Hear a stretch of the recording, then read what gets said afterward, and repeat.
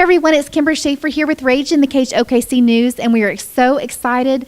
Rage in the Cage 58 is going down Friday, April 27th at the Sugar Creek Casino, and this guy is back. This is Donald Pitlock Scott. It's been a couple of years since he's fought on a Rage in the Cage card.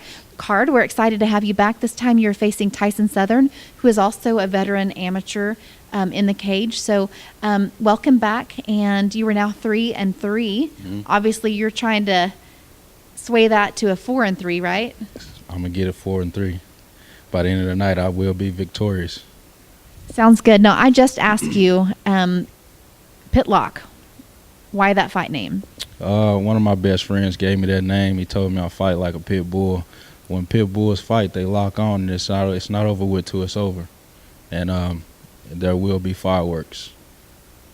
We are definitely looking forward to fireworks come that night. We were just talking about as well, there's 17 fights on the card. An stacked amateur card, fight card, as well as a stacked pro card.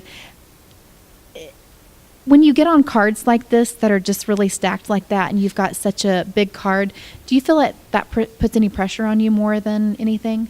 No, not really. I'm a competitor, been born a competitor. No matter how many fights on the card, where I fight at on the card, I'm going to go perform and I'm going to go fight. So at the end of the day, it's a fight, and I know what I signed up for. You know what you signed up for that night, but what about MMA in general? What made you want to sign up for MMA in the first place? I've always been into mixed martial arts. I played semi-pro football for about 5 years. My last year playing ball, I decided to fight and been doing it ever since.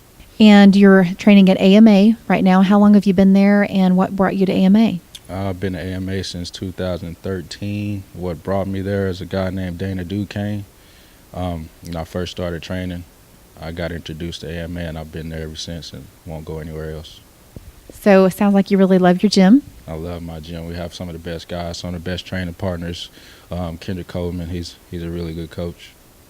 All right, so let's talk about this fight and future fights. What is your ultimate goal in MMA? Ultimate goal is to make it to Bellator and be a successful fighter. I don't want to be that guy that's remembered as, oh, you know, he's just doing it for the money. I really love the sport. Well, I like it. This is going to be your 7th fight as an amateur, and so many fighters, they rush through that amateur career, and then they rush to go pro, and that's what they want. They want that money, and they want to say that they're a professional fighter. But I feel like that you have really focused in on your career. You fought some of the best in your weight class as it is now, and how important is it for you to kind of dominate your amateur career before you go pro? Right now, it's really important, seeing that I've been out for 2 years. This next fight, it's really not about my opponent. It's about me. I'm going to come out and I'm going to make a statement, and then I'm going to look to go pro. And how come you've been out for a couple of years? My last fight, I had a child on the way, and she's 2 years old now. So I took that time out to, make a statement. I mean, not make a statement, but be an impression in my daughter's life at a young age. And, she's 2 now. She's up walking, talking real good. So I figured now it's time for me to get back to it. All right. Well, I love that. Kids first. Always. I'm a parent of 4, so I definitely understand that. Yeah, I have a 13-year-old also, a little boy. So, well, he's so little anymore? So little anymore. he thinks he's grown. So, at 13, they try to find themselves and find their identity. So I'm excited. I definitely understand that. I have a 12-year-old. He's 6 feet tall. Whoa. And he's a big one. It happens fast. So yeah, they grow up fast, real fast. They do. So, hey, anything that I forgot to ask you, or is there any last words or any shout-outs before we wrap it up? No. Just look forward to getting in there and making some noise. Like I said, it's going to be fireworks.